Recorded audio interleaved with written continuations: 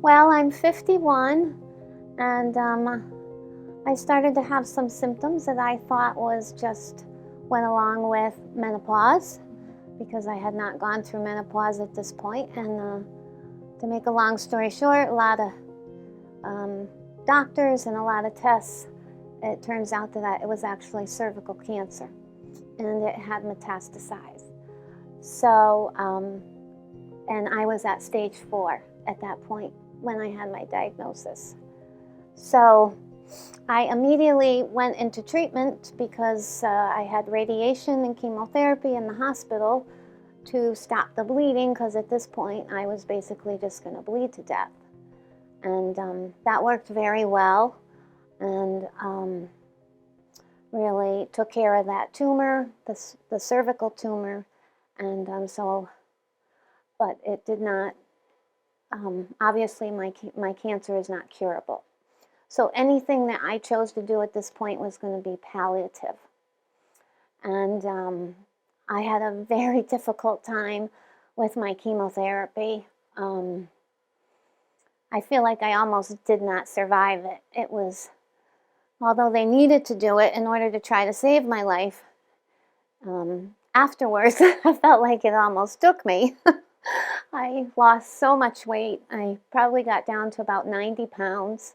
Had absolutely no appetite to eat or to thrive, and ended up back in the hospital, for needing fluids and just more blood transfusions. And I was in the hospital for almost another 2 weeks at that point, and I got so that I was just done. I didn't feel there was any way I was going to be able to go back to chemotherapy, because I was going to need to continue treatment. And I was discharged from the hospital under hospice. And I was still so weak and so underweight. I just, walking any distances was not possible. So I needed to be brought home in an ambulance. And he met me here shortly after, and just from the very beginning made me feel cared for, and that I had resources. I had people that were going to walk through this with me, and that really reassured me from the beginning, because hospital nursing is very different. As I've said to Chris, always trying to encourage him, hospital nurses are very different from hospice nurses.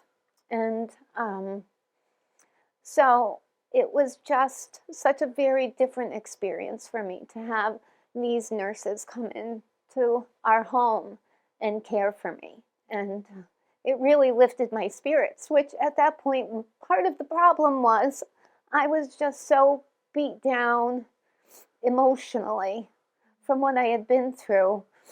I was having trouble just continuing on.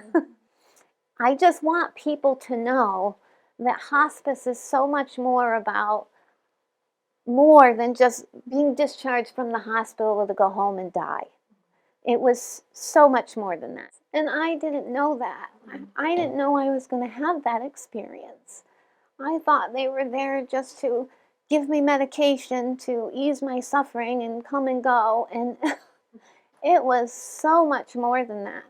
I mean, I even got massage. They offer massage, and the massage therapists are all the medical staff. It's not only the nurses.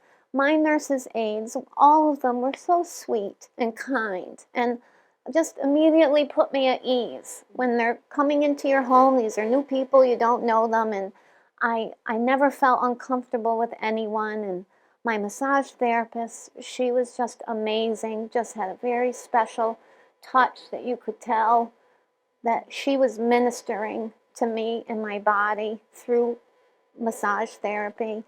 And so, and Allied offers so much more. There's even music therapy. There's so much more that they offer for, like you said, for the living. While you're still here, you want to live. And I had come home from the hospital not in that place. So what these nurses did for me was give me a desire to thrive. And so it wasn't just physical care, it wasn't just medical care, it was for my spirit. So where I'm at today, and of course I attribute it to hospice care. My doctor says it's the chemotherapy. But like I said, the chemotherapy did save my life to a degree. But hospice also saved my life as well, because they restored my spirit and my will to want to be here, because I felt cared for and nurtured. And so I am actually going to go back into treatment. My doctor has a relatively new treatment they would like me to try, immunotherapy. And I attribute the fact that I am willing to give it one more go because of how I was cared for by hospice. It's really been a big deal to me. Like I said, my cancer is not curative, so any kind of treatment is still considered palliative. But if I can get, a few more months, maybe even a year, to still be here with my family, everyone wanted that in my household.